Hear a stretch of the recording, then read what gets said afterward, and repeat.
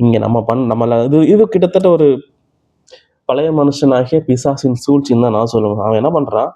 மட்டுப்படுத்துறான். Okay, நீ தான் ஒரு அதிகாரம் வாசிக்கிறல தினமும். 1/2 மணி நேரம் ஜெபம் பண்றல, 10 நிமிஷம் ஜெபம் பண்றல, போதும். அதிகபட்சம் சர்ச்சுக்கு போற, இருக்கிற, அங்க ஏதாவது இந்த வாலிபர் சங்கம், பெண்கள் கூடுக, அந்த ஏதாவது கலந்துக்கிற, உன் ஆவிக்குரிய வாழ்க்கை நல்லா இருக்குது. நீ உலகத்தை பார்க்க ஆரம்பி. மற்ற 5 நாட்கள் உலகத்தை நோக்கி பாரு, உலக வாழ்க்கையை பாரு அப்படிங்கிறான். இது வந்து பிசாசு நம்மளை ஏமாத்துற வேலை. நான் இதுல ரொம்ப மோசமான நிலைமை என்னன்னா, நம்மளும் அதுல விழுந்துடுறோம். சொல்லப்போனா இதுல துரதிருஷ்டவசமான ஒரு விஷயம் என்னன்னா, நிறைய போதகர்களும் கூட அவங்க சபை மக்களை அந்த நிலையிலேயே வச்சுக்கிறாங்க. அவங்க பிரசங்கங்கள்ல அடுத்தடுத்து அவங்க ஆவிக்குரிய வாழ்க்கையில வளருவதற்கு ஏதுவான போதனைகளை சொல்றதே இல்லை. வார வாரம் வந்து எதையாவது சொல்லிட்டு அவங்கள வந்து அந்த ஒரு 1 மணி நேரம் பிரசங்கத்துல அவங்க கொஞ்சம் உற்சாகப்படுத்துறது, அவங்களுக்கு கொஞ்சம் உணர்ச்சி பெருக்கெடுக்கிற மாதிரி பேசிட்டு அவங்கள அதே ஜோன்லயே வச்சுப்பாங்க. ஜெபம் பண்றது, பைபிள் வாசிக்கிறது.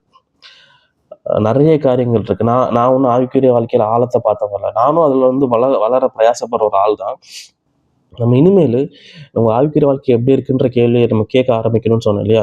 அதுக்கப்புறம் அதுக்கான பதில் வந்து நமக்கு எப்படி வரணும்னா, அந்த பதில் வளர்ந்துக்கிட்டே இருக்கணும் ஒவ்வொரு நாளும்.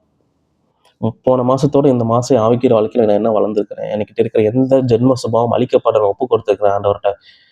நான் அன்பா இருந்திருக்கிறேனா? போன மாசம் யாரையும் மன்னிக்க முடியாம இருந்திருக்கேன். இந்த மாசம் அவங்கள மன்னிச்சுட்டேனா உண்மையிலேயே? அவங்ககிட்ட போய் நான் மன்னிப்பு கேட்டேனா? நான் போய் ஒப்புரவானேனா? நான் ஊழியத்துக்காக என்ன என்ன என்ன என்ன நேரத்தை நான் ஊழியத்துக்கு நான் ஒதுக்குனேனா? நான் ஆண்டவரை பிரியப்படுத்துற மாதிரி ஏதாவது பண்ணேனா? நம்ம ஜெபங்கள்ல கூட நம்ம சொல்லிடலாம் நம்ம ஆவிக்குரிய வாழ்க்கை எப்படி இருக்குன்ட்டு. நம்ம நிறைய நிறைய பேர் பண்ற ஜெபங்கள் எப்படின்னா, ஆரம்பத்துல அன்பின் பரலோக பிதாவேன்னு ஆரம்பிச்சுட்டு, தான் பண்ண பாவத்துக்கெல்லாம் அறிக்கையிட்டுட்டு அதுக்கு பாவ மன்னிப்பு நிச்சயத்தை பெற்றுக்கொண்ட மாதிரி ஃபீலிங் நம்ம வாங்கிட்டு, பேருக்கு ஆண்டவரே அப்படிப்பட்டவர் துதிப்போம் ஒரு 10 நிமிஷம்.